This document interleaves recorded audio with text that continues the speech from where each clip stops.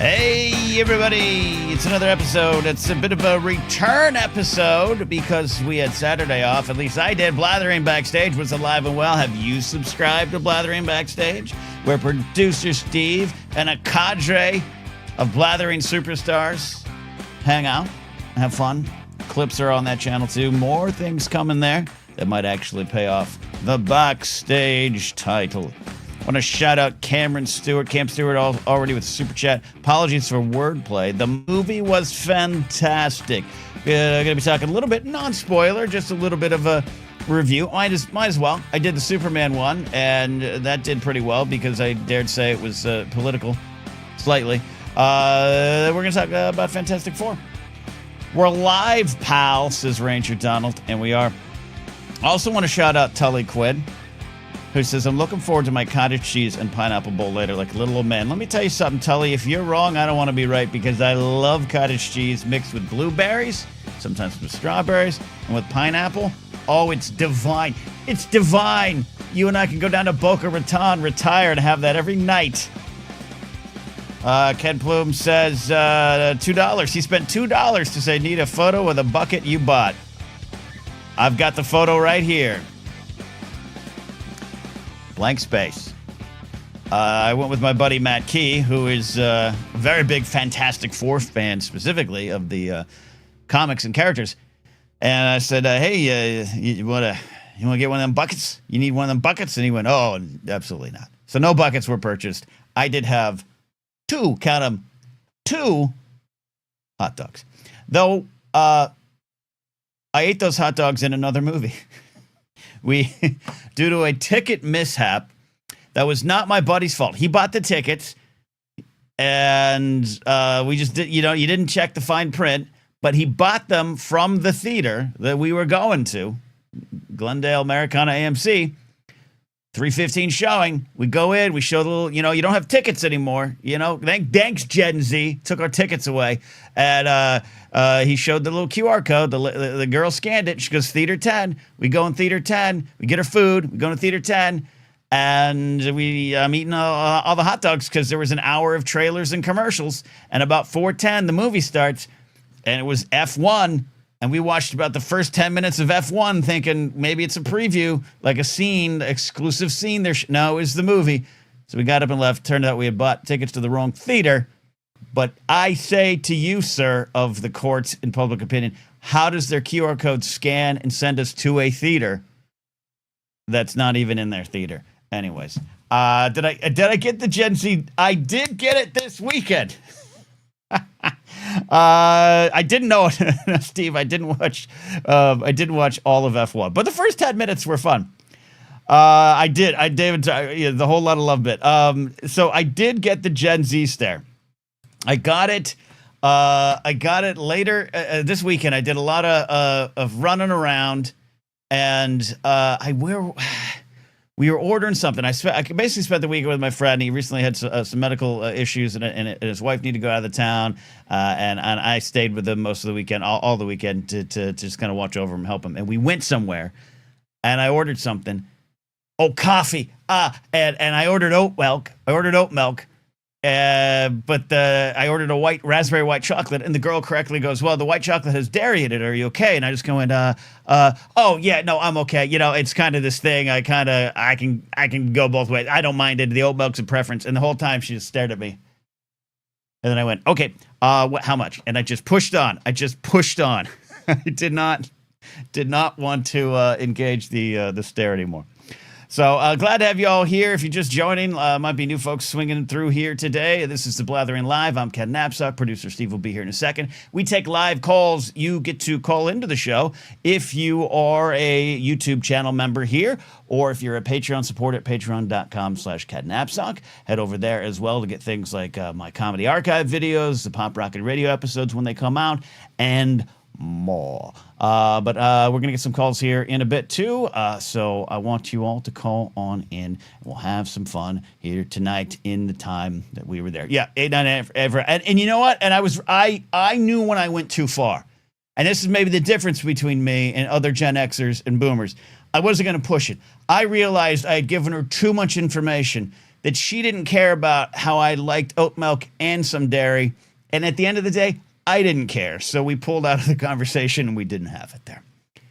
But I did get a chance to see Fantastic Four this weekend. Those that know me know that I'm sometimes Marvel agnostic, meaning I don't love it like it's my entire life, but I also enjoy every film I see in the MCU and have a good time. And that is something that kept going for me in this Fantastic Four. I had an absolute great time. Are there little plot things here? Is there a little bit of how did that work there? Well, yeah. Also, I'm not as smart as Reed Richards, so how am I going to understand all the science? Anyways. Another thing that did after the movie, me and my friend went back to his place to hang out and have some dinner, and we watched the 2005 Fantastic Four, and yes, the follow-up from 2007, The Rise of the Silver Surfer. I had never seen them. And those made me love the new Fantastic Four even more. Not just because, they're bad movies. They're made in a different time, which is maybe another conversation to have. But those movies, as fun as they were at some parts, and I think Chris Evans is good, you see the star developing, those movies just, they lacked an authenticity to them. They lacked the characters, and they lacked the respect for the audience and the respect for the stories in the comics. Whereas this new version, never going to be a perfect film, this new version, I think, completely honors the characters. And I'm not an expert in the Fantastic Four characters, but you saw on screen, beyond just the big themes of family, you saw the actual characters being the characters that people have loved for decades. And I think that's always what has worked about the Marvel franchise. They really respect the characters in general. Now, again, I'm not knee-deep in the Marvel waters, and someone might throw some barbs at me or disagree with those on movie-to-movie basis. I totally get it. But I'll tell you my favorite thing about the film, and it's also kind of connected to one of the things I loved about the Superman picture, and that is this idea about Galactus. Ralph Ineson, a man who I love but sometimes can barely understand. He's great in The First Night, by the way, with Richard Gere and Julia Ormond and Sean Connery. Check it out. I stand by that. I love that picture. And Ralph Ineson is a great villain in that film, and he's a great Galactus. And again, like I said, I don't know all of the rich history of Galactus, but I know enough. But I know enough of what I saw on the screen. I loved that we have another movie. You have Silver Surfer that has maybe some depth and tells that character's story in a way that you might expect. But the Galactus in this film, number one, he wasn't a space cloud. Two, just simply was evil in the sense of, I need to devour, and I cannot stop. And the only way I can stop is to consume, literally, a child of the next generation. I do not even know why at this point when I go on. I just devour. That's what I do. And that combined with the presentation of Lex Luthor as I'm ego-driven, I'm jealous, I am evil because I want to be, and there's no other layers to that, is something I think we really do need right now. It is the summer of 2025 where kindness is punk rock, and family and community, and even at times a small community, can band together to defeat an evil that just wants to devour and doesn't even know why. I was really connected to that theme, and I thought that was one of the big victories of this Fantastic Four film. So, does it get a thumbs up? It absolutely does. Do I think you should have 2 hot dogs, go watch 10 minutes of F1, and then slide into Fantastic Four? I think you're going to have a good time. And that's my official The Blathering with Ken Napzok film recommendation. I don't know if this is going to be a regular segment because I still don't go see films. All right, let's bring in someone who is absolutely experiencing FOMO because of not getting the chance to see the film. It is producer Steve. Steve, how you doing, buddy? Hey, Ken. Hello, everybody. Thank you again, as always, for having me. I am sure having FOMO. I'm so jealous that you went and saw the movie. I'm glad that you had a good time. I can't wait. I don't know when I'm going to see it, though. So that's just the realities of your... You still haven't seen Superman yet? Haven't seen Superman either. Last movie I saw was, I actually sat through F1. I didn't get up after the first 10 minutes. I stayed for the whole, I paid for it, but yeah. Here's the thing, on a side note on that. 2 things happened when, right away, my buddy and I noticed that all the production companies showing up on screen have nothing to do with Marvel movies. So we're like, something might be wrong. But then the scene started, and I remembered at CinemaCon, they showed like the first 10 minutes as like an exclusive. And Mark Ellis had raved about it and was like, oh, a whole lot of love plays, and it's really cool, and I really can't wait to see the movie. So I leaned over to my friend and I said, I think they did this at CinemaCon. It's the Fantastic Four's after this. So we stayed. And then the moment when we realized that wasn't true, I thought to myself, but Steve did love this film. Maybe I should stay. But we did. Well, no, and not if you bought tickets already to Fantastic Four. I don't blame you, but at least you did get to see the Whole Lot of Love sequence. That, like I said before, that is my second favorite use of a Led Zeppelin song in cinema. So it's Future Blather bracket, I think. Yeah, A whole lot of love. So what are we going to do about your FOMO? Is it just a waiting game to the family's older? Oh yeah, just gonna wait till basically, it's like daycare. You wait till the kids are in elementary school. You know what I mean? Until you can, so you don't have to pay for daycare anymore. So I'll just hit up like all the. No, I'm gonna try to sneak off when it's before streaming, so I can see it. I just don't want to because I can only get unspoiled for so long or be unspoiled for so long, right? And so yeah, no, we're gonna. I don't know. I was like playing a game at my daughter's birthday party this weekend. We had some folks over. I was like testing the waters on like all the teenager family members. Like, oh hey, maybe you could babysit or something like that. Just like improv interviewing some folks. Yes, anding. Did anyone yes and with you? Or were they all like? Oh no, once we started talking about money, Ken, the kids open up to just about anything. So yeah, that's true. I mean, yeah, same with me. One kid wanted to negotiate in V-Bucks, so that's how I knew maybe a little too young. I would have taken the V-Bucks. That's a good deal. That's a good deal. That's great. Jerry the Cannon Junkie says a divorce does wonders for your movie watching habits. So Steve, there it is. There's the answer. Cut the cord. And you know what? Jerry's not lying. Because as my life situation has changed, as you all know, like I have watched a lot of my old favorite movies. I'm about 60 minutes away from finishing the Billy Joel doc, both parts. Getting a lot of watching done. A lot of watching. You cry while you do it, Steve, but you're getting a lot of watching. Well, hey, you let it out, Ken. Feel something. Feel it out. It's okay. Feel it out. I'll take some calls in a second. I think some folks might want to talk about Fantastic Four. If you have some thoughts, you can call in here. But Steve, one thing on the docket is you told me you changed someone's mind on climate change, perhaps? Yes. Just a little? Yes.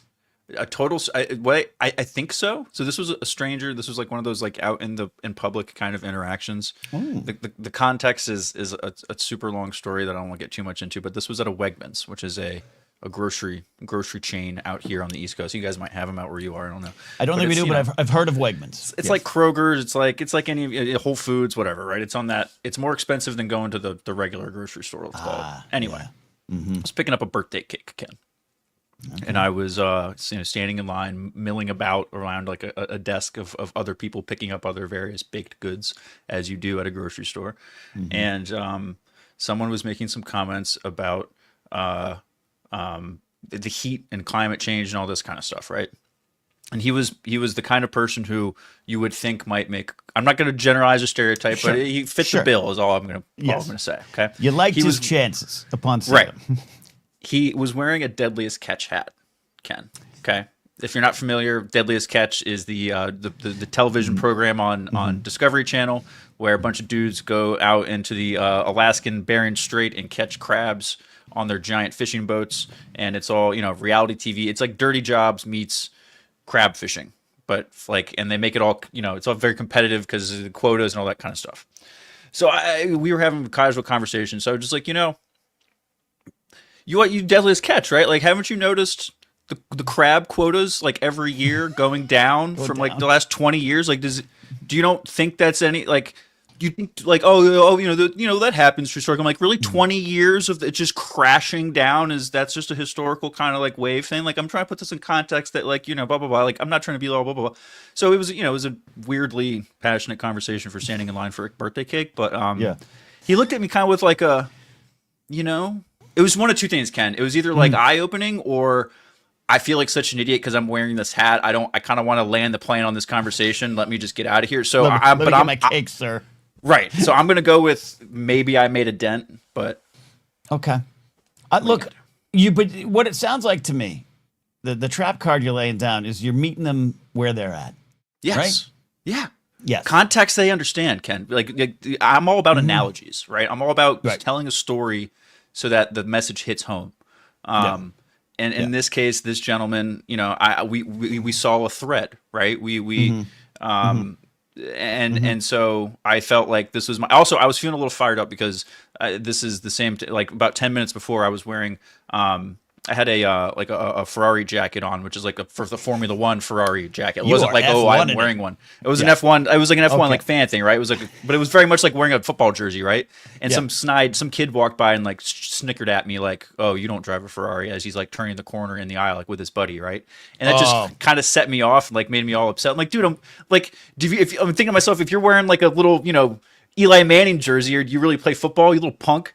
And so that's what was in my head. So when this guy said that, and I'm sitting in line, I said, I couldn't resist. I know. I think it's great. No, first of all, I've been in those situations where the youths take shots that you can't fight on because number one, to be violence, it would put you in jail, and is it morally right? And Right. two, maybe it's true, and you just can't. I once completely lost it in my old security career because as we were kicking someone out of the mall, he turned to me and said, "My pants, my jeans, my designer jeans are worth more than your life." And at the time, he was very right. And so I nearly murdered him because he was.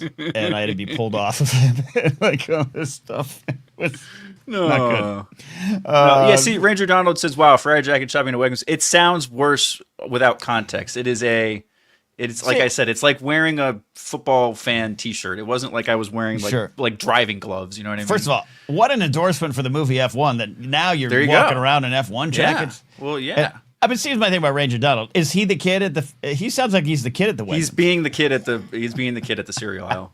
Yeah. He was empowered because he was a little buddy, right? It was just him and his Yeah. little friend. They were walking alone. Mom was probably 2 aisles away or whatever. Couldn't have been more than 13 years old, Ken. Just Yeah, roasted that's- me turning an aisle in a grocery store. I felt What are you horrible. going to do at that point? Yeah. As far as the climate change or just meeting people where they're at, like it's obviously easier said than done. And I don't know how much, like you said, you don't know how much good you're actually doing. But like I have someone I know I haven't talked to in years, but like I know they're on that. And again, I don't want to judge. And it's one of Mark Ellis's great jokes of, on his special, check out his specials, of course, Mark Ellis, our pal, of, I'm not saying if you're voted for Trump that you're a racist, but I like your chances, right? It's one of my favorite jokes Mark has ever done. Jay Leno would absolutely hate it because it offends half the audience. But I think that's so true. And I have a friend who just, I've seen them kind of doubt climate change. I've seen them kind of doubt political agendas like that. But they just posted this weekend, I cannot believe that there's still snow on the ground in July in Colorado. This is amazing. I'm trying to enjoy it. And I just wanted to meet them there on that. Slightly weird, right? That it's July and you're still having a snow day. Maybe, I don't know all the details behind it. I'm not going to convince you on every little microscopic point, but maybe something to think about. Maybe. I don't know. Coming out of the gate with global warming instead of climate change was one of the issues, because then we can't turn it like because we went down that road of global warming and they got snow. That's yeah. So yeah, we should have led with climate change, but what are you gonna do? What are you going to do? We got some calls here in a second, but what's going on with Gwyneth Paltrow? What does she do now? Okay, so did you don't know anything about this? Am I informing you on this for the first time? I'm at 0. Yes. Okay, excellent. So I'm at like 28%. So we're gonna learn a little together. This is great. So again, don't get paid for this job, so I only do so much reporting. So Gwyneth Paltrow, Steve, I barely get paid either. Gwyneth Paltrow participated as a quote unquote temporary spokesperson, English is hard, spokesperson for Astronomer, Ken. Astronomer is the company that we talked about last week, who were the C-suite couple at the Coldplay concert, and they were the viral sensation, right? Right.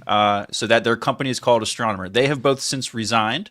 And so the company thought this is a great chance to spend a bunch of money and have Gwyneth Paltrow do a viral ad for us in which we talk about what we do as a company because, hey, we have all these eyeballs. People are looking. We might as well go for it. And Gwyneth Paltrow, I believe, is either married to or the ex of Chris Martin from Coldplay. I don't know. Right. I'm not up on celebrity relationships, but there is a child is connection named there. Apple. Their child There is we named go. Apple. Yes. Excellent. So anyway, she did this ad for them talking about. So she's doing all of like the corporate brand speak of like, here's what we do. We strategize and energize and collaborate and all that good stuff, right? Meanwhile, they kind of interlaid it with like actual questions of like, so how is your social media team holding up? And like, so like, what did you guys do? Without actually answering the questions. Okay. So it was like, they were like half self-aware. I mean, they were self-aware, but they still didn't have the balls to really like answer the questions, at least from that standpoint. I just wish you had a chance to really tell everybody like what it is and I still don't exactly know what they do. And Ken, I work in tech. So it was still, even for me, it was like, so wait a minute. So they do, okay. So like I hear all these words at conferences and on brochures and everything, like in the newsletters I get in my email, but it's hard to actually like say what it is. So it was one of those companies. It's one of those parody. It's a parody company in a movie. Like, we at Astronomy, we love upping the ante on the bottom line. What are you doing? Right. I mean, it really is like they had ChatGPT like write a script for her like 5 minutes before she went on. They're like, good, sure. That's got energy and words and buzzwords. Let's go for it. But so it was like half funny, half almost funny. But it was just interesting use of the budget, I guess, is what I'm saying, considering your CEO and head of HR were caught in scandal. I would just maybe change your name. It's probably cheaper than hiring Gwyneth Paltrow. I don't know. I'm curious as to why they felt the need to resign. Was it just the scam? Yeah, I get why. Maybe I'm not saying I'm shocked they resigned, but it's sometimes I'm like, hey, just again, it all goes to what you and I said. If they just acted normal when that camera came up, the lie would have continued. Yeah, right. Well, the world wouldn't know. We wouldn't know about it. We wouldn't know. Let's be honest. He probably would keep the job. She would probably either be resigning or being forced into some other kind of role because that's just how corporate America is icky. But I want a patriarchy. Yeah. I think they had to go given the circumstances and all the heat the company was facing. But no, I think you rebrand there instead of hiring Gwyneth Paltrow and spending a bunch of money on her doing like a TikTok ad. Just like rename the company and change your SEO a bit and go from there. Yeah, and as David Mackay points out, Chris and Gwyneth consciously uncoupled. And they unconsciously uncoupled from the company. So good reference there. That's bizarre to me there. Not as bizarre as a plane about to take off and the wheel goes shooting off. Sorry. Can we first talk about... I apologize. I have done a lot of flying over the last few years doing comedy. I used to be afraid of flying. I'm no longer afraid of flying. I know it's not your favorite activity to do. Nope. I get that. But I am to the point of, and I'll say this, I don't even necessarily want to blame Sean Duffy in the current administration because I just don't know if that's the actual reality. Or are we just noticing it more? But it sure as hell seems like it started happening from January 20th on, where from tragedies, not mocking those deaths, the deaths in D.C., to more and more stuff like this and other deaths as well. But then this plane's taken off from Denver and the wheel just shoots off and everything catches on fire. The pilot must have been watching the rehearsal season 2, which I couldn't finish. And he presses the brakes. He and the co-pilot press the brakes, whatever. Then everyone's got to escape on the old slides. And I'll say this right from the start. I've never had to do that. And I can't imagine it's easy, especially if your adrenaline is going up. And so, Steve, that leads us to this here. So I'm just gonna see if I can go ahead and do this. Here we go. All right. So sorry for this. It's a little small because if I make it too big, it's gonna be too big. All right. So the plane is. We got the context. Some people have slid down, and then this happens. Watch as one passenger falls. Boom! Another man with luggage in hand appearing to slip with a child. You okay? It's that. Sorry, I'm not even laughing at that because I think that I know what we're trying to say. The timing, but yeah, it's the scream. Anyways, but this is the news. This is network news, and they absolutely they didn't need to highlight that poor woman. No. Imagine you're going through one of the most traumatic experiences of your life, Ken, especially if you're someone who's even remotely afraid of flying like I am. And the NBC nightly news, Tom Yamas, whoever the guy is, I don't want to defame someone, is like, leading the nightly news with, producer Steve eats shit going down an inflatable slide off of Delta's flights or American Airlines flight 72, because the thing caught on fire and it's a picture of you face planting the tarmac. Passenger falls. Because, you're trying to not die. That airplane could explode at any minute, Ken. You know what I Yes. mean? Like I'd be wanting to get away Yes. from that as quickly as possible. That's what I'm worried about. And this is. But hey, we got the picture of the lady just absolutely eating it at the bottom of the slide. That's what we got to Right. roll with. And you know what? On Jay Leno's Tonight Show, this would be the headline for a couple nights. Yeah, Kyle points out it's a Wilhelm's game. Yeah. Look, to defend all of them, and look, even to defend the guy with the kid. Now, I think there's. I don't want to overanalyze him, but like I think man with luggage. it's the luggage. At that point, unless there's gold bullions or a dog in that luggage, it's got to go. In hand, appearing to Because he's one arm in his kid. I do think. That's. But in the moment, when you're on the plane in that situation, you don't have the benefit, especially if you're not over that wing in that window. There's someone who got the shot of the tire flying off. You don't know. This could be the end. It could more than just a tire flew off. So you're grabbing and going. I'm just immediately thinking cruise missile hit the plane. I have to get out. You know what I mean? So, and the dude, that's you in the cruise missile. Go. I blame Tom Brokaw for that. There was the guy going down the going down the slide with the luggage in one hand and the child in the other is like the worst version of the dad at a baseball game who is like trying to catch a home. He has his baby in one hand and he's like trying to catch a home run in the other, and he like instead of putting the kid down, he like catches the ball and holds his beer while like holding onto the baby, and then everyone claps because oh my god, dad of the year, but not the best context for this. Yeah, Jerry. It might be right. The other kid could be in that bag. I don't know. I've seen. Look, I get. Slide the bag down the slide. Just toss it down, chuck it down the slide, and then pick it up at the end or something. Like, don't go down the slide with the bag. That's a horrible idea. Look, because I'm one of the only people that willingly sits in the emergency exit row because you get the leg room. You get a little extra leg room. Yeah. Yeah, and then I'm one of the only ones that pays attention to the flight attendants during the safety briefing, and I read everything. And you could all make fun of me, but you're going to need me in this scenario. This is where I'm a Viking, and I would have taken over and helped everyone. I would have been a hero. I would have won some sort of Chewbacca medal for this. But I have also I've thought in my head, like, all right, something happens here, like in this situation, not a crash, but this situation. I've always thought, I am going to try to grab my book bag, even if they tell me no. I'm gonna grab the book bag because my laptop's my career. So I got to take this. Sorry, but if it's gonna be between me and death, I'll leave the laptop. But in this kind of scenario, if I see daylight, if I see Florence, the flight attendant, going, everyone out, I'm grabbing the book bag. If it's on your back and it's not obtruding like the 90-year-old lady trying to get out, scuffle out behind you, like that, you're okay with the backpack. But you can't have if it has wheels, I'm punching you in the face. Yeah, no, yes, but see the clothes. I'll buy my underpants. It needs to like attach to your body. Like if it's a backpack, if it's a crossbody, if it's like on your person, your hands are free to save little Gertrude in the aisle. Then you're good. The idea is you can't use a hand because it's not so much like it's twofold, Ken. It's both the obstruction and now you're wasting a hand, which could be used to save your life and someone else's life in this process. Right. Instead, you're holding on to your Louis bag. So no, that's not okay. I agree with you. But my point being, I'm not going to completely fault this dad. He probably thought, well, I got the kid in the bag. I just want to know the order in which he secured them before he went to that slide.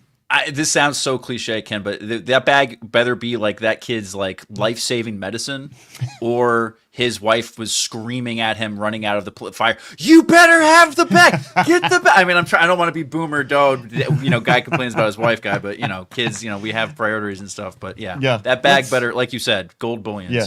Let's go to some calls. We got a lot lined up here. I'll get the first call.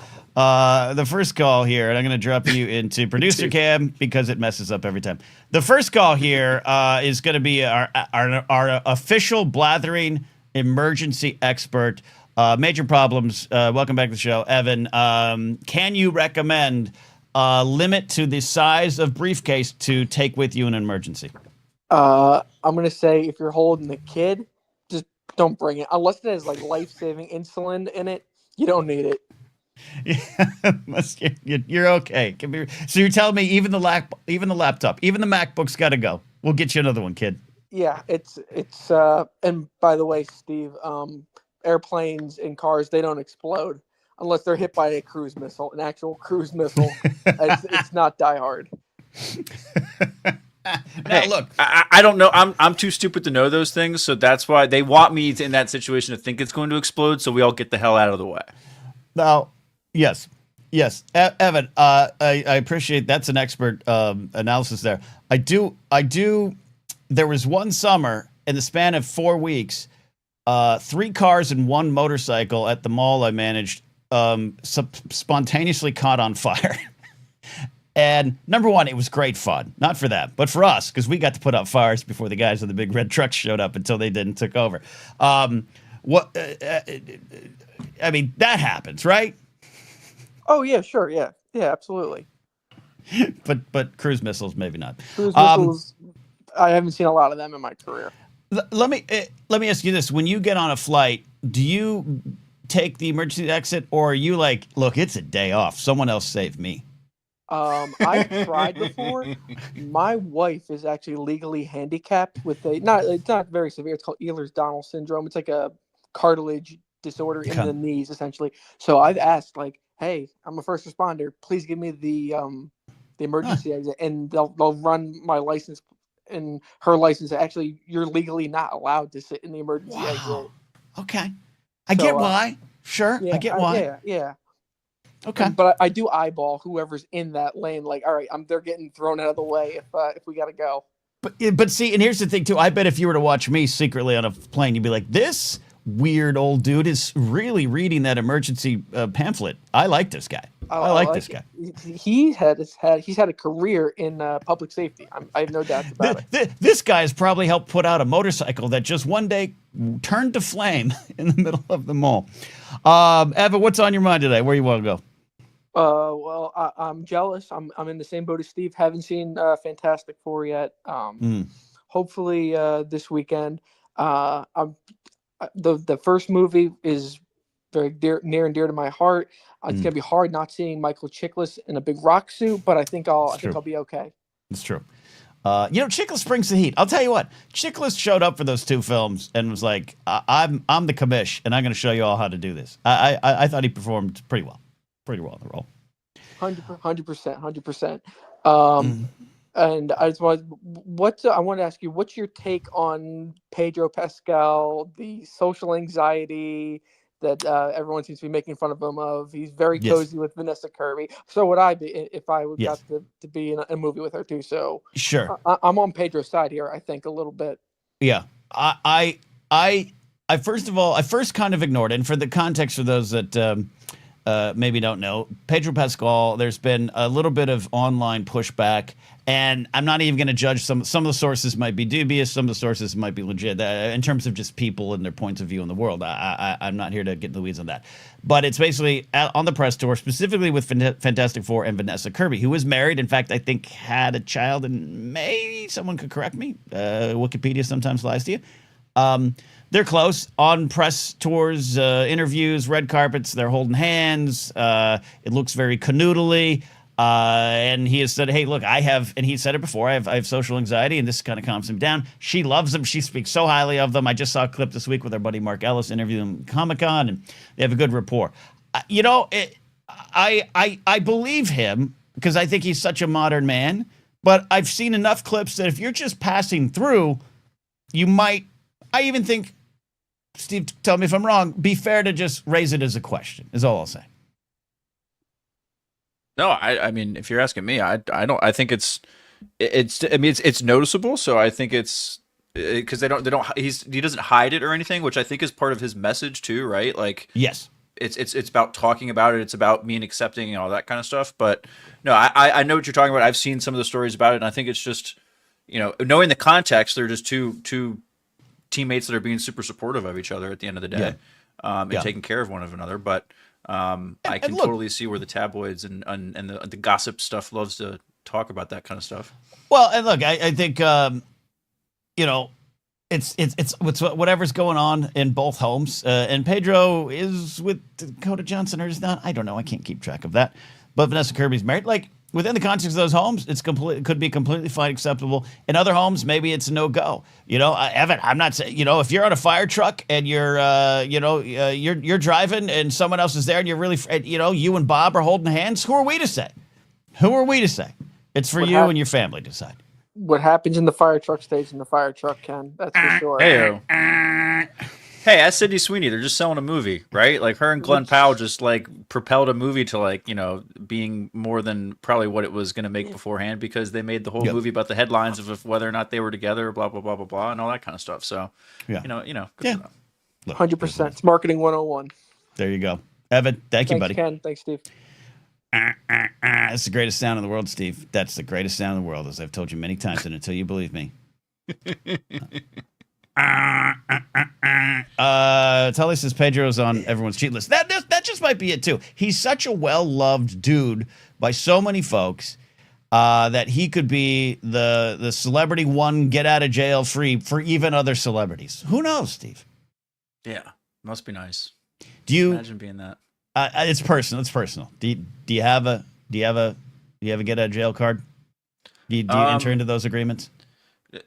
Only jokingly, of course. And the deal, the joke of the deal is that it has to go both ways. Like it has to be someone that we would both agree to have the pass on, kind of a thing. So that's the spicy element we throw in as a joke.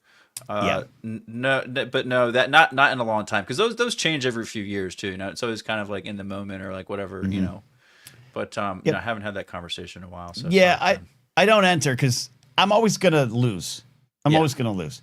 For instance, recently it was never serious, but it was like if there was to be one for both of us, it might be Lady Gaga. Who's gonna win that? Right. Me, the dumpy podcaster, or it's not gonna work. And an old relationship. I was in a long-term relationship in the mid-2000s with someone who always was like, hey, we want to do that dumb game? And I was like, sure. And so she named, this is like 2006, 7, 8 range. She named Robert Downey Jr., right? RDJ. He's Iron Man now. He's Kiss Kiss Bang Bang movie I love. He's back on top. He's healed. He's sober. He's better. And he's adorable, right? So I was like, oh, that's great. Here's the problem. Because we worked at a famous historical location, which a lot of kind of old Hollywood came to have coffee, and she served them their coffee at the time. One of her friends was Bob Downey Sr. So it's like, no, we're not. No, we're not. No, absolutely not. Too close to the. Yeah. No. Too real. No. Too real. Not going to do that. So, because I think at the time I was like, I don't know, Stacy Keebler. Like, what's going to happen? Yeah. No. Yeah. No. Yes. Yeah, true. Bob. And Paul, the late Paul Mazursky, great writer, director, actor, loved her. And he'd always, all 85 years of him would turn to me and be like, you're just so lucky. I'm gonna take you out one of these days. And I believed him. I checked over my back every time. All right. Let's get some calls here. I want to get, I think Eli and then Scotty. Scotty, we're really excited for Scotty to call in tonight. We're gonna have a segment with him. But Eli, how are you doing, my friend? I'm glad that that Scotty's following up on me and I'm not following up on Scotty, because I don't know how you follow up on Scotty. The only way you can follow up on Scotty is by posting bail for him and after the incidents in Costco. That's the only way. Yes, and in some foreign countries, I hear. I know what you're talking about. It was all fine. No, I wanted to talk about. I as soon as I saw the thumbnail and talking about Fantastic Four, immediately I knew I had to jump on. At least me in the chat. But I was really hyped. I've been I'm a pretty new Marvel fan, but I've been jumping in head first. And this is the first MCU film I've actually seen in theaters. Oh, nice. Well, yeah. It's been a different run the last few years post COVID. Yes, so that makes sense. Yeah. That makes sense. But no, it was really great. There were a whole bunch of things. I'm not actually a huge fan. I was watching. I was trying to get through all the old '90s animated shows. Of which Fantastic Four was one of them, and I quickly came to the conclusion that I like their surrounding characters a lot more than I like any of the Fantastic Four. Oh, okay. And Yeah, I can see that. these happen to be the Fantastic Four supporting characters that I wasn't like the least interested in, Galactus and Mole Man and stuff like that. Mm. But regardless, I think this is one of those movies where the story is good, but the execution is fantastic. No Yeah. pun intended.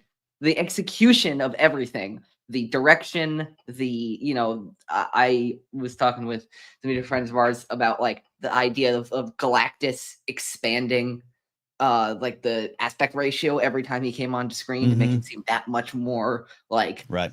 terrifying. And that like all of that really worked for me. It was like Mhm. just to Yeah. see that like this is one of those movies like I don't think it'll be a bad experience to watch at home, but like the theater experience is just phenomenal. You're not helping Steve right now, Eli. Steve and Steve. Ethan and a lot of dads feeling FOMO here in the chat. So I'm glad it's true you though. had fun, Eli. And what? I will also say, yeah, go for it. Go for it, Eli.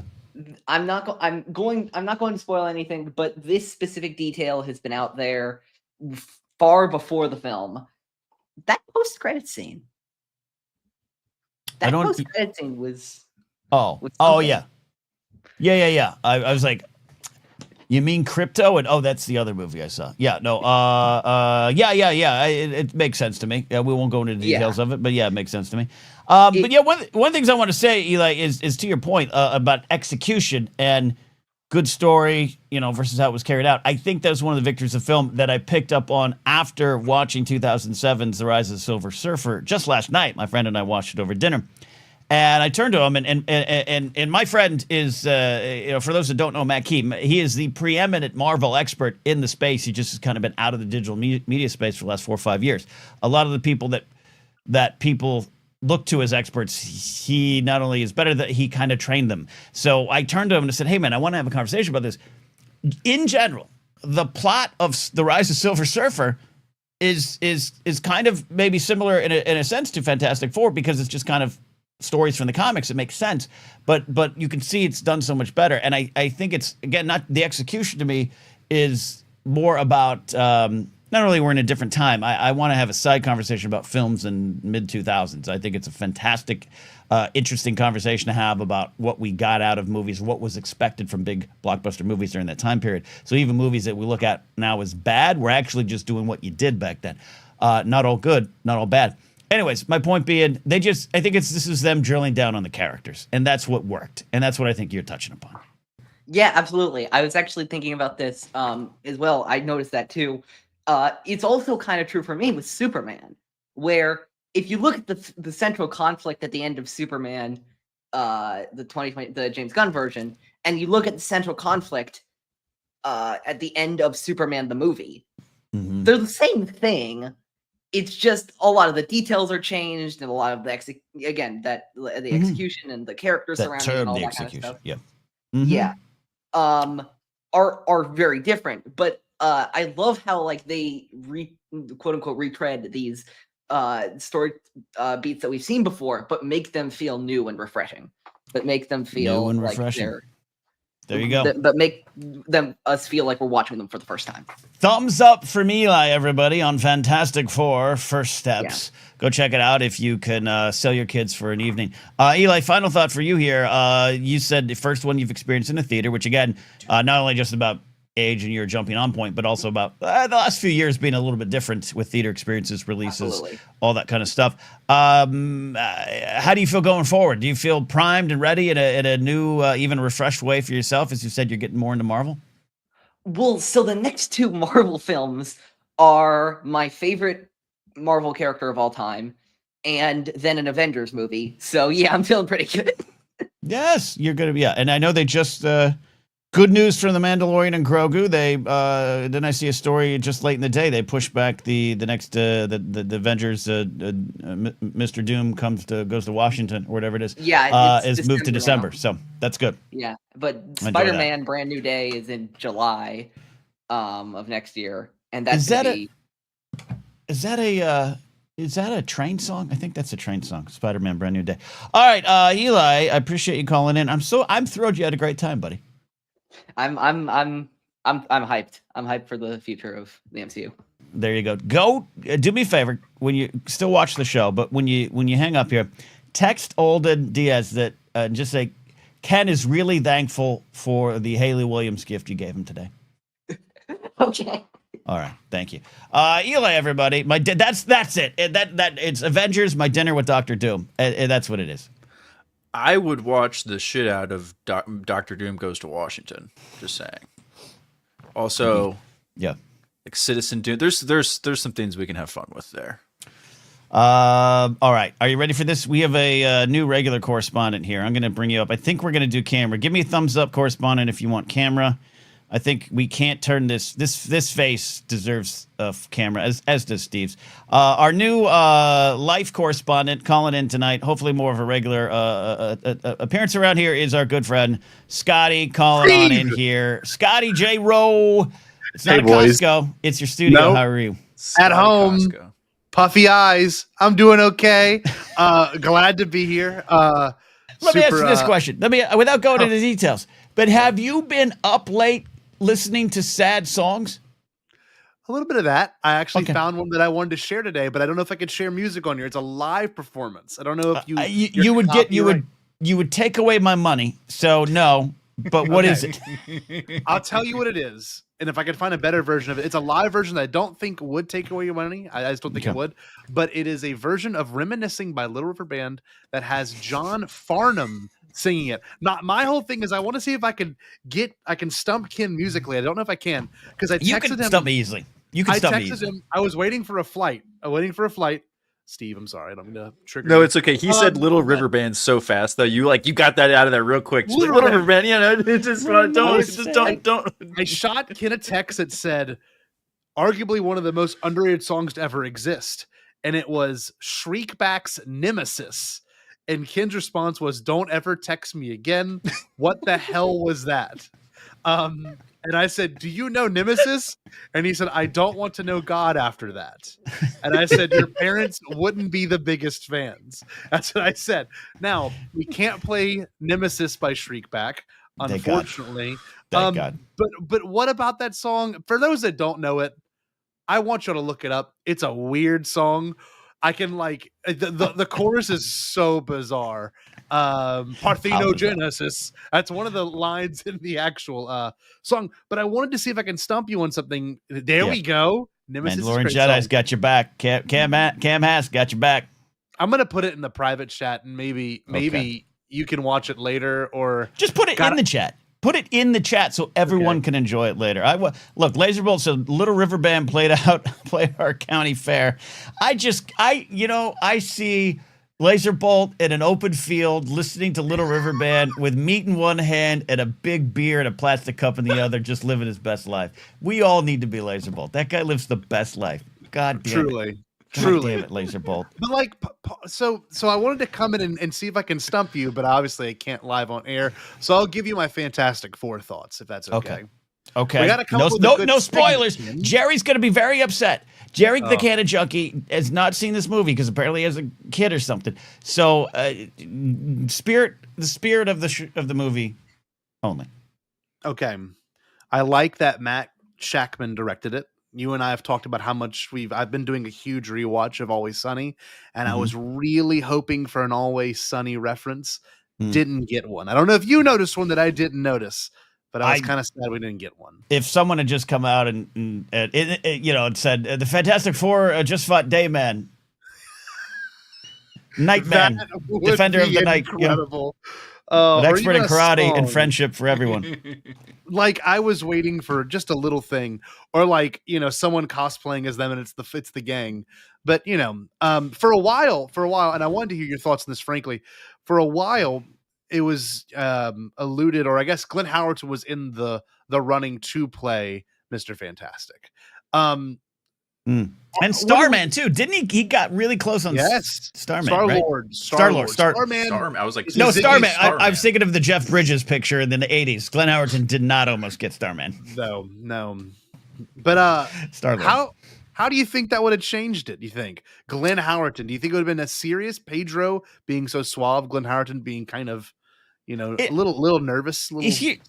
Yeah, well, here's the thing. Like we don't know that the Howardson sample size is long, but it isn't necessarily vast and deep because he just maybe hasn't got the opportunity. And I am always someone that treats these are professional actors who are more than just one or two parts, even if they're iconic, and you should give them the chance.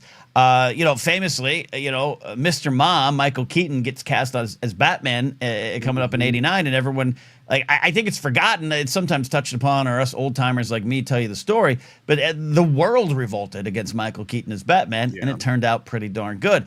I think even Robert Pattinson. Going from the twinkle vampire to really respected and solid actor. That's not magic. That's who they are, right? That's who they are. And sometimes some people are thrown up the ladder too fast and maybe they don't have range, and that takes care of itself. So I think it does not seem like it would work, but that's nothing against Glenn Howerton. It's just Pedro Pascal right now is not only writing on just one of the greatest winning streaks in Hollywood in decades. It's still going because he's so damn good. And I think it's almost too hard to separate reality from what could have been. Yeah, would you say it's like a 6 or 7 year run for Pedro? What do you think? What is your number? I think going back to season 4 of Game of Thrones, but even then, I think it doesn't really build till 2 or 3 years after that. Okay. So what would that be? That would have to be around 2017, right? Yeah, that's about right. Even before the Mandalorian, and even as small as he actually is, small as the time he actually is in that show. But remember Wonder Woman '84. Like he's in some things that maybe aren't going to stand the test of time, but he's good in them. But then it's the true leading man. I think Last of Us. We'll throw Mandalorian in that. Some of the stuff that's going on right now, and he's got to write it because that stuff goes fast. It can go fast, and he's delivering. He's delivering. I agree. The whole cast was stellar. I loved that. I really did like Matt Shackman. Obviously, he did a bunch of WandaVision as well, but that is a hard thing to pull off. A dynamic that we haven't seen. We've seen it on screen, but not as good as we saw it. Oh, I saw it this past weekend. Sorry, Steve. I was fascinated by the whole entire movie. I was blown away. I couldn't believe it. Stylistically, it was gorgeous. One of the more beautiful movies I've ever seen. There's a part where there's a really crucial moment in a spaceship, where a pivotal moment's happening, and it felt like you were watching Interstellar. It felt like you were watching Apollo 13. It was so much more of a space movie than it was really a comic book, quote unquote. I thought it was really weird that Tom Hanks was there during that scene. Really strange. And I thought it was a little heavy-handed to say, Houston, we have a problem, but I took it. It was good. Well, he looked at Galactus. He actually said this, Houston, we have a big problem. When Galactus should have been, that's how it went.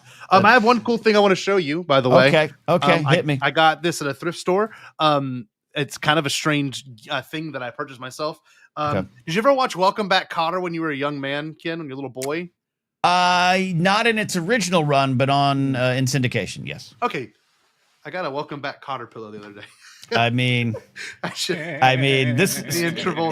here's the thing, Scotty. This is your brand, and it needs to continue to be your brand. Like more of this stuff. Are you familiar with Waiting for Guffman, the Christopher Guest picture? No, I'm not, unfortunately. Okay, first of all, you dumb piece. Spinal Tap 2's coming out, and you need to I know. Okay, that's a Rob Reiner joint. All right, do me a favor. You got more time on your hands. Watch Waiting for Guffman, 1996. Okay. There is like my stepdad. Christopher Guest. I'm gonna make you call me daddy pretty soon here. Okay. My future roommate, by the way, for those that don't know. Yeah. Watch Waiting for Guffman. Christopher Guest's character, Corky St. Clair.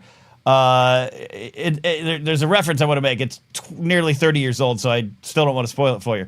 But there's an end thing in the movie that he's living that life that you are right now with having a Vinny the Sweat Hog pillow. And I want you to lean into it even more, buddy. I will. Okay. When someone typed in Vinny, for some reason I thought Vinny Vincent, and that's a totally different conversation. But thanks for having me on, Ken. All right. I love you, Thank you, buddy. This Scotty. has been good. All right, it's been good for the soul. Scotty J. Rowe there. Check out the Bob Badcast. Him and Jerry the Cannon Junkie. I don't even think it's fair to call it a Star Wars podcast. I don't think it does their show justice to just say it's a Star Wars podcast, Steve. It is it's an experience that I enjoy. It's Star Wars inspired, right? Mhm. It's Star Wars inspired, Star Wars enhanced. It's rooted in Star Wars and Yep. thriving in their amazing creativity. And I really believe the nice thing about Scotty and Jerry is they don't want to make the Bombadcast their living, which is like Bran becoming king at the end of Game of Thrones, where you're like, yeah, that's the right answer. They should be the ones to have the biggest career because they didn't want to live this life. I think if they took they're free advice from they should pay me money. My Venmo's open.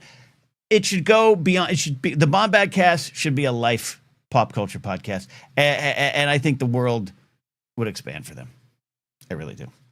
It already is. The world is expanding for them, and if you're not checking it out already, you should. Because every time I watch their stuff, I'm laughing the entire time. It's amazing. Though Scotty is currently texting me YouTube videos of Little River Band. Yeah, I'm telling you, when he was embarrassed to say it was Little River Band. That's why he shot that out as quick as he could. I think I might block his number. All right. We've got, you want to talk a little sports here? And then we got calls from Brady. We got calls from Cam and Cam. That's right. It always seems they come in twos. It's biblical. Whenever Cameron Hass or Cameron Stewart, one of them calls in, the other answers as well.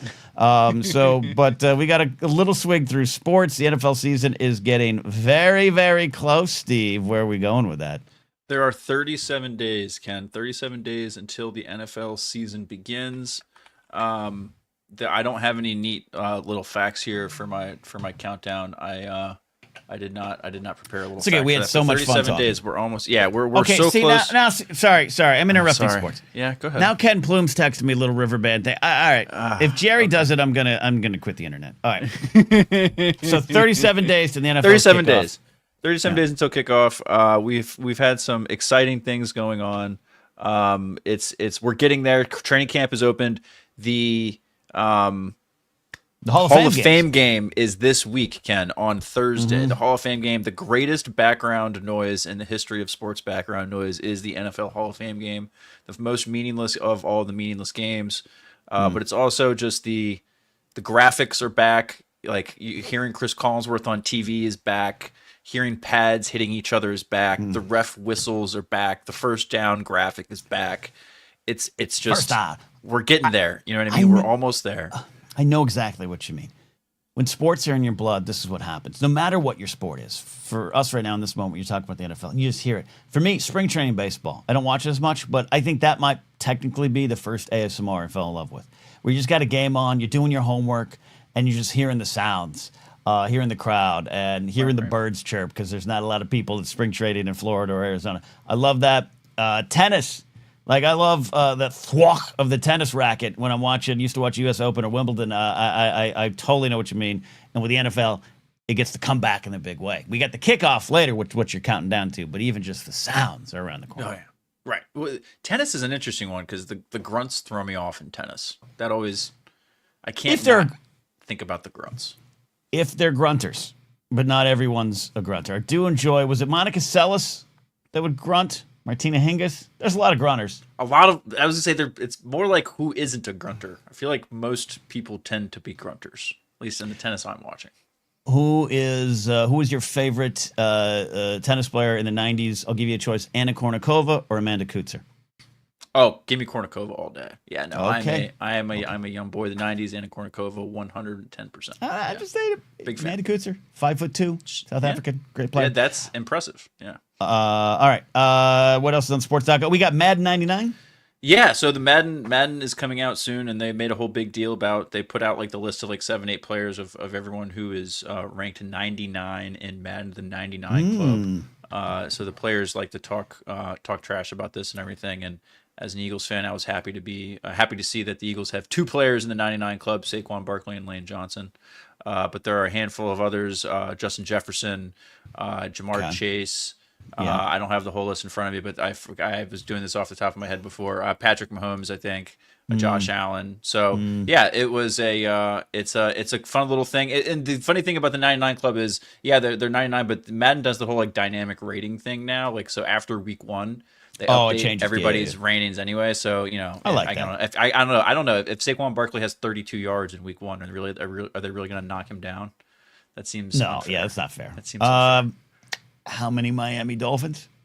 On the 99, I think Tyreek might be on there. Now I have to actually get it. Madden. He's not 99. gonna. He's not gonna last training camp at 99. Season's gonna start. And they're gonna change him. Okay. Well, yeah. I mean, if he doesn't have to be traded at some point during the preseason.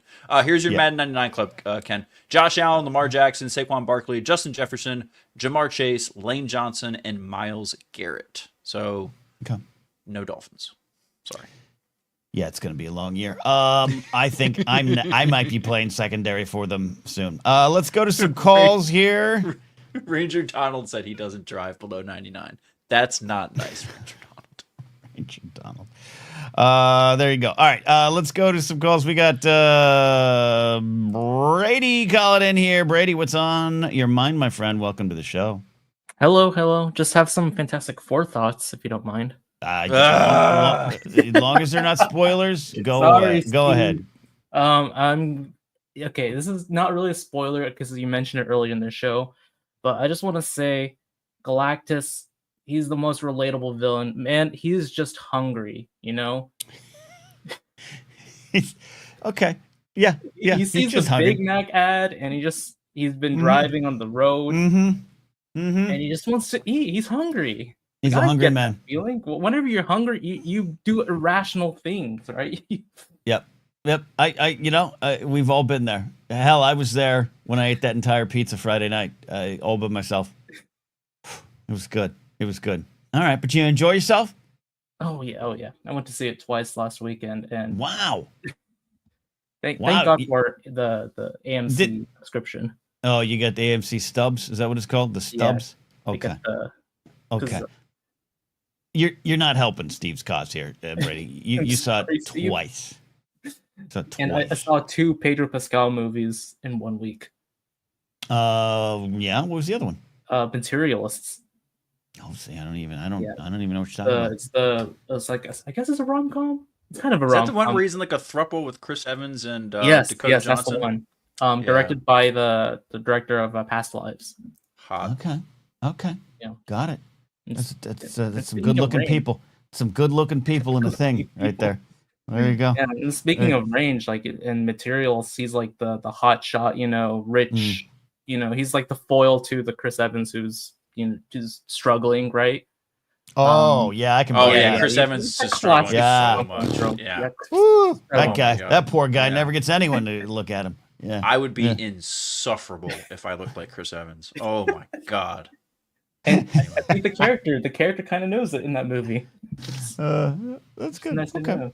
All right. Well, so you had a weekend with Pedro. That's great. That's wonderful. Yeah, that's one way to say it. Yeah. Okay. And a compliment to his performance. Yeah. I think any concerns about him being Reed Richards, it's gone. I think he is a great Reed Richards. I thought it was great too. Yeah. He just no complaints. He kind of nails like the science guys, like right all the time. Yep. Yeah. The friend I saw it with is a science philosopher guy, and he really reads his guy, and it really spoke to him. So I think it absolutely works pretty well. Ken, I have Brady. I don't want to interrupt you for too long, but I have breaking news I'd like to report, Ken. Mm-hmm. The virus has spread to producer Steve. Scotty Jarrow is now DMing me on Blue Sky links to Little River Band on YouTube. See, and Jerry just texted me the intro to Welcome Back, Kotter. Now that I accept. That is okay. Can I do an on-brand thing? That I guess is my brand, but what is the Little River Band? Look, it's of all the questions. Timing, Brady. Yeah, of all the questions that you've asked, Brady, that's the most acceptable one. They're not. I want the record to show. I don't think the Little River Band is bad, and in fact, their song "Reminiscing" is great. It is part of the yacht rock tableau that we all can enjoy. It's just it's not a kind of music I'm going to live in all the time, as much as I do love yacht rock. But they're 70s California sound here. I don't think I don't see Brady being a fan, but who knows? Well, I wouldn't say I really know what yacht rock. Oh, and is. and they were also formed in Melbourne. I didn't know that part. But then they're not technically yacht rock. There's a lot to this. Australian. Whoa, hold on now. Easy, Ken. It's 2025. You can't geo gate. You can. Yacht. What do you mean? It's a California sound. The sound is Ken, dude. They cover that in the dock. They cover that in the dock. So if you're born in Nevada, you can't actually do yacht rock because your mother gave birth to you in a hospital somewhere that wasn't within the borders of California. Yeah. It's ridiculous. Yeah. I'm a yacht rock truther. You got to get to California at some point. I've been to anyway, we're not gonna do this. So what exactly is the sound of yacht rock? Brady, look, man, we don't have. There's a dock on it. It's Steve and I are already going to start arguing. We're already going to start arguing. Though we did go on this channel. There's a yacht rock episode, and I clipped it out. It's me, Josh McCouga, Scotty J-Ro talking yacht rock. It's we did it earlier this year. I'll be honest. That was the one show I missed, and because I didn't know what yacht rock was, I was like, wait. Well, see, now see, look at that. Isn't that a lesson, Brady? You were like, you had a chance to learn, and you turned your back on it, and now here you are. Damn. Needing that knowledge. Damn, you were right. You were right, Mr. Napzok. You were right. Mm-hmm. Professor Napzok. Professor. There you go. All right, Brady. I appreciate you, buddy. Any other final thoughts here? Yeah. Also, I just want to say one shout out to the Fantastic Four theme. That is the soundtrack to that movie is fantastic, and I know you kind of know the person who composed the music. Yeah, I do. And his wife, Andrea, has a song in the credits. It's really sweet and great, and she is sweet and wonderful. She also did the score of Inside Out 2. So you all should definitely stick around for the credits, especially hear the music. That was his wife? Oh. Yep. That's cool. She's wonderful. Sweetheart. So, yes, there you go. All right. Thank you, Brady. Go learn some yacht rock and call back in. I will. All right. Steve, I don't have the time to explain it. You did a whole show on this with Josh. Like it was a whole with Makuga. He came on and Scotty wore a captain's hat. Yeah, Scotty wore a captain's hat. He did a whole presentation. Yeah. Goddamn boat captain who sings at the piano. This is what Scotty did. All right, let's keep the calls rolling by the time we have left here. We got a double dose of Cams, but we're gonna get Cam Hass in here right now. Cam 1, the numbers don't mean anything about your importance. You're both important, but Cam, how you doing? I'm doing great, Ken. How are you doing? You know what? I'm doing great, other than I'm completely confused about Little River Band having Australian roots but be considered yacht rock. It's not right. It's just not right. I'm gonna figure that out. My only frame of reference for Little River Band is there's a great bit about them in the movie The Other Guys. I'm pretty sure when they're driving in Will Ferrell's Prius, I believe that's what Mark Wahlberg is not happy about. That's my only. But I did, Ken, go to my first concert on the weekend. You went to your first concert on the weekend? First ever, yeah. Please tell us. Tell us. Yeah, my girlfriend got me tickets for my birthday, and we went to go see a local band. I don't know how you feel about them, but it was the Bare Naked Ladies. It was my first concert. I have seen the Bare Naked Ladies in concert when in their original form in the 90s. Them and the Bogmen. Cal Poly San Luis Obispo, my radio station, sponsored it. I took a girl there because she was a big fan of the Bare Naked Ladies. And Cam, halfway through, she turns to me and says, I'm going to go stand over there with my friends, and left me at the show. But I do love the band, Cam. I do love the band. Yeah, I was really hoping you were going to make a Bare Naked Ladies joke there about, and then it went the complete opposite way. So I'm Steve, if I had $1 million, I would not give her any of the money. She didn't make it back to her old apartment. She did not. But it was a great first concert, Ken. The openers, which I think you might get a kick out of, was and I didn't know this until about 30 minutes before I was at the concert. It was Fastball and Sugar Ray. Oh, you went to this was a 90s jam, man. It was wild. I love it all, man. How was Mark McGrath? Was he singing solid there? He was doing okay. My girlfriend, no idea who Sugar Ray was. Barely aware of the Bare Naked Ladies' existence. She told me, found Mark McGrath to be. She thought he was too over the top. Said he was a little cringy. That was her assessment. Cringy. What? This is on par with the Gen Z stare. Why cringy? He's just committed. I know, and you know what? He was committed, and like he's opening for the Bare Naked Ladies. I think you could make an argument whether or not who should be opening for who. I'm more of a Bare Naked Ladies guy myself, but he came out. He was very much like, "Who loves the '90s?" And I was like, "Woo!" And then he's all like, "Why am I the only one with frosted tips here?" He was doing the bits on out there. See, he gets it, Steve. He gets it. Yeah, because when you association with frosted tips is like that's all he's got is 1999 and frosted tips. Do you think Scotty J would look good with frosted tips? Doing a complete '90s retro look. I'm gonna consider. I think that would work. Ken, I'm gonna say no. I'm gonna do a favor for Scotty and go ahead and say no. Don't do that, Scotty. Don't do that. All right, Cam. Go ahead, Cam. What else you got? I think that they could come back like jorts. Like we were talking about that the other week. How many things are coming back? Frosted tips, they can come back. These kids are gonna make me Republican, Ken. Do we get rid of the jorts? Get rid of the frosted tips? No, damn it, leave them behind. Might as well go to Woodstock '99 all over again. Yes. So, Cam, can I ask you? Okay, please. How did you end up at this I know she bought tickets. Yeah. But were you the one who's like, I really want to see the Bare Naked Ladies in concert? How did this happen in 2025 Yeah, it's a great question. She knew that I was a fan of the Bare Naked Ladies, and I think she was kind of looking at the lineup of concerts that were with the Budweiser stage in Toronto. Really cool, really nice outdoor venue. If anyone in the area should check out a show. The Who are playing there in a couple weeks. Without Zach Starkey, that much we know. Okay. Yeah.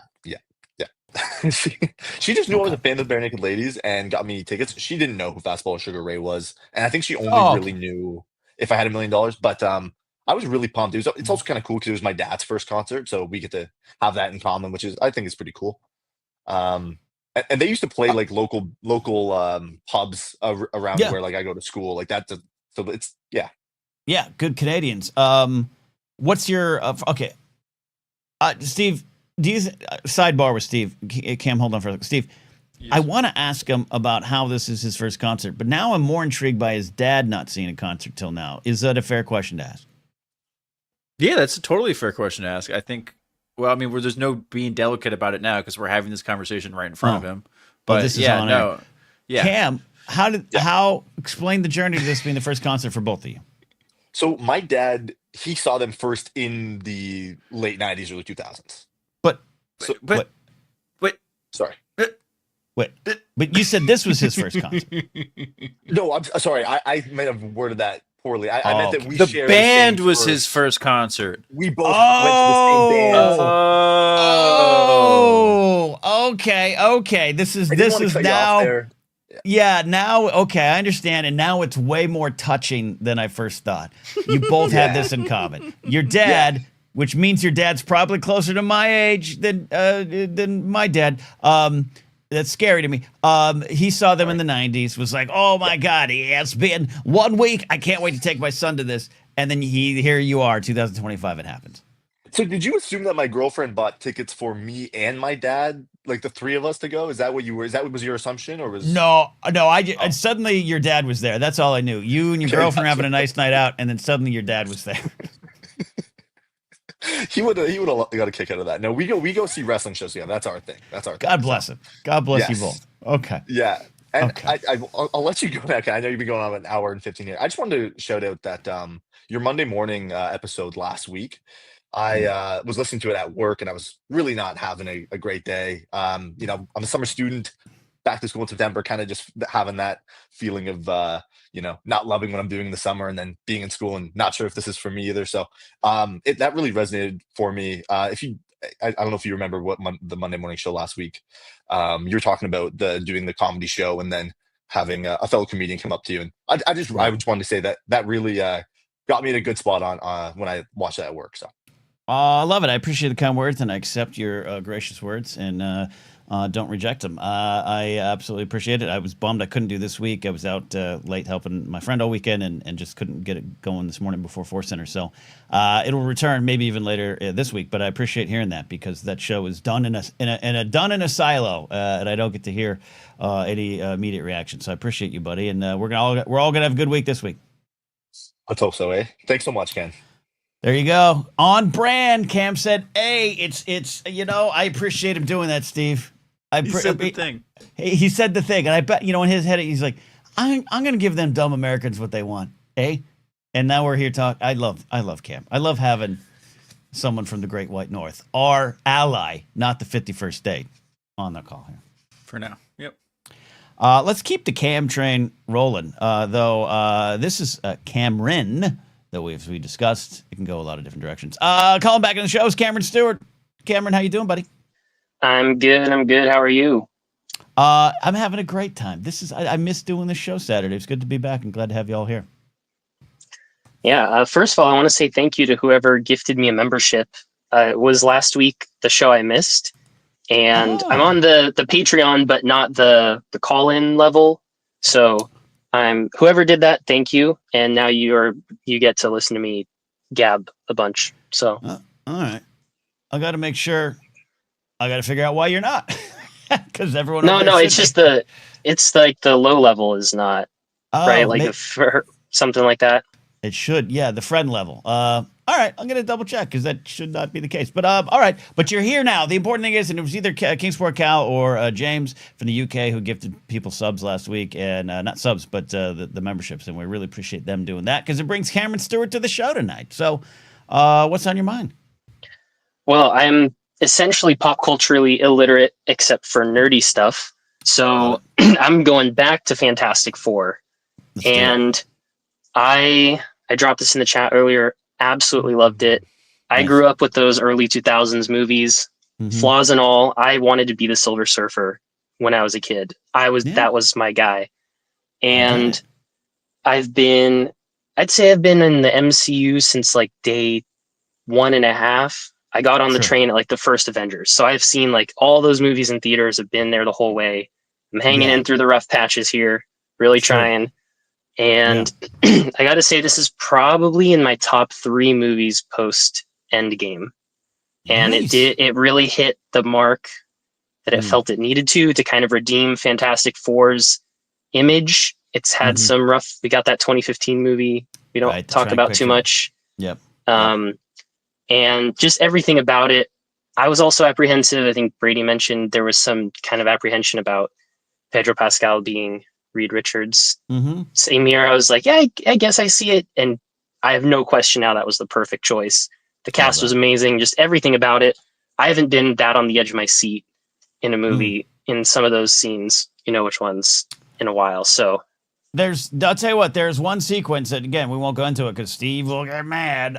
It's one sequence that I was so pulled in by the scene, I found myself holding my breath, which also could just be the 2 hot dogs I shoved down my throat. But I definitely think it's the movie.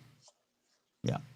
I'm happy to hear that, Cameron, and especially, I always say, hey, a little Marvel agnostic. I love everything. Don't spend don't spend it all the time in the world. But, the reasons for the slump they've had, everything can be talked about, debated on other podcasts, because I'm not an expert in it. But to kind of have that feeling that there's a little bit of magic back, it's not just to me about the IP or the franchise. It is about the business overall, and it is about the good summer I think we'll have at the box office, which is key to the town I live in and other towns as well.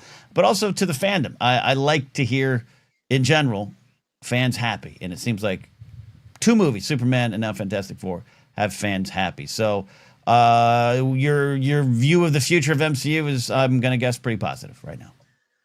Absolutely. And it's been positive for a while. Like I said, I'm hanging in. Even my close friends who, when we were in end of high school, early college, Infinity War Endgame hype, we were all bunching up in giant groups and going, have all kind of fallen off. I'm pushing through. I'm seeing the light on the other side. Yeah. And I'm excited to see Downey in Doomsday. But I do Dr. Doom. Yeah. Yeah, exactly. You know what? I'd see that too. Put Robert Downey Jr. in it. put Doom in it. I loved Doom as a kid too, so I'll see Doom in Washington or whatever you were saying earlier. Mr. Doom goes to Washington. Yeah, that's our pitch here today. Yeah, there you go. My question is, I was sort of thinking, so I'm a little jaded as a Marvel fan. Mm-hmm. I liked this a lot more than Superman. No shade on Superman. It just didn't do as much for me.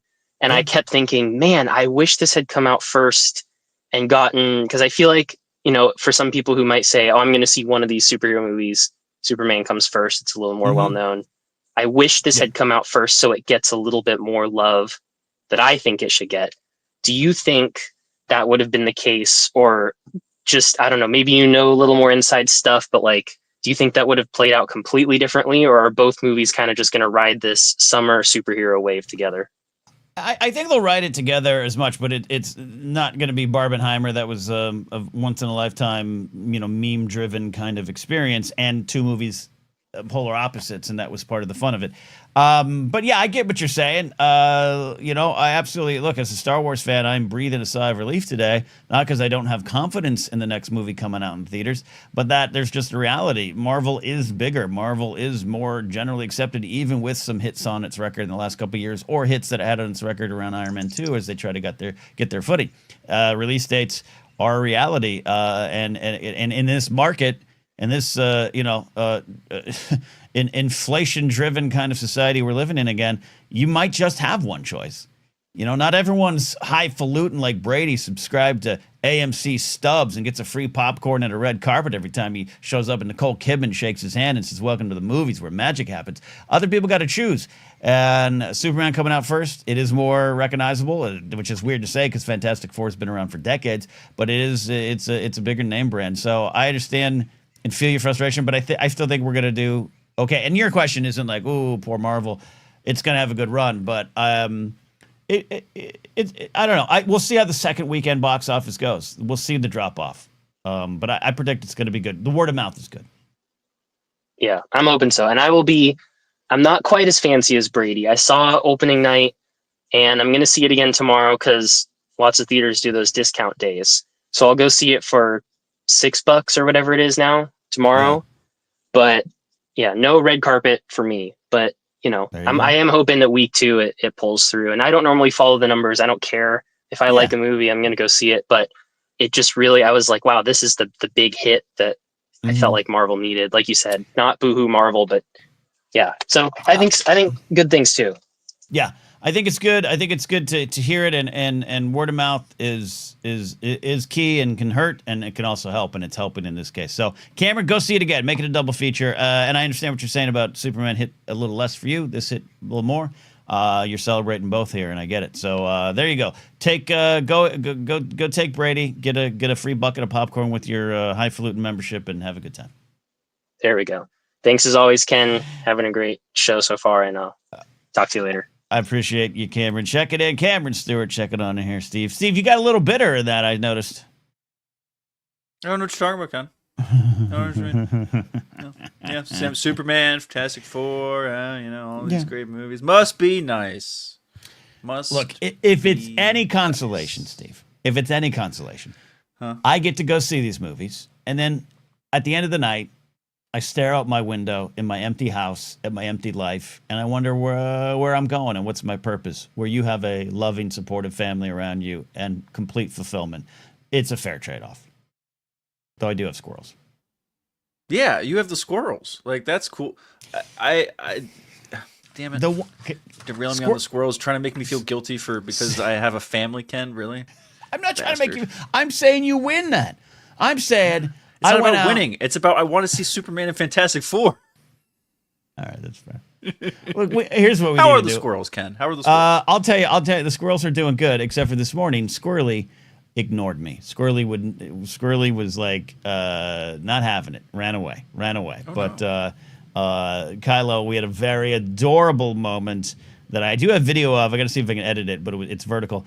I was taking the trash out, and Squirrely saw me, came down a pine tree, and started doing a happy dance, I swear to God, and sat there and almost went inside my house. I was talking about this little one Saturday, and I have great video of him waiting outside on the trellis for me. And it was just an adorable moment. Oh, that's amazing. Well, they know. Well, maybe you think Squirrely's like jealous of Kylo? Do you think there's like a rivalry there, perhaps? No, they're usually paired. I think Squirrely, Kylo he's the, of all the squirrels in my life, Kylo is the one that definitely understands that dude, that thing, that monster is the one that brings us this food. He's the only one where Squirrely understands it but doesn't care. Okay. Yeah. Okay. Yeah. That So that makes me think Squirrely's the one that's like the veteran around the block. Squirrely's going to all sorts of different no's. Yeah. Yeah. We can get peanuts here, but we can get like macadamia from the this sucker down the street or whatever. Whereas Kylo has just been introduced to the lonely guy in the backyard that will feed you. You know what I when I see Squirrely, I think of Barry Sanders' best advice of all time: act like you've been there before, hand the ball to the ref. I think that's Squirrely. Where Kylo is a little bit Tyreek Hill. Right.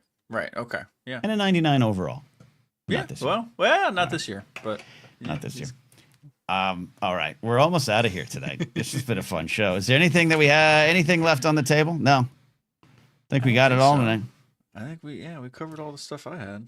Good calls, dare I say, home run calls all night. Scotty is now our life correspondent. That's going to be great. I'm sure that's going to also be at one point legally problematic and an issue, but so we need it though. We do. We could use the life correspondent. That's important. We do. No, as far as like other like announcements or anything, though, Ken. No, we had fun. Like I said, we had fun on Backstage this last weekend. I am gonna do some more of that hopefully this week. I might even go live at any random time at this point this week. Just playing some. We got an idea to like play like some classic games. We were talking about this on Saturday, so I've set some stuff up. And so just keep an eye on this channel and when you see it go live. I know you set some stuff up because I got about 5 email notifications that someone was trying to get into. Sorry. Hey, whoa. I handled it all. Everything you did. Okay. Oh, no, you handled it. Yeah. You handled it. I was watching Silver Surfer. I was watching Fantastic Four: Rise of the Silver Surfer, getting these email notifications. It was great. Oh, you got to turn notifications off for that. That's that. Oh, I didn't hear them or anything. I just saw them. I don't have my notifications on. All right. It's all good. So you don't want to miss all that. Subscribe to Blathering Backstage. Thank you. Also, I do not have a flyer yet, but it's a quick turnaround. I have been added to the Burbank Comedy Festival over at Flappers, and on Sunday, August 10th, 5 p.m. So Brady, find the right bus. 5 p.m. August 10th. It's a Sunday. I'm going to be headlining a show. Got a great lineup of comics that I'm locking down right now. It's part of the Burbank Comedy Festival, so come on out. Love to have you all there. We're going to have a fun time. Flyer very soon once I get all the comics. All right. I think that's it. Let's do it. Let's get out of here. Thank you all. See you soon. All those good things. Bye.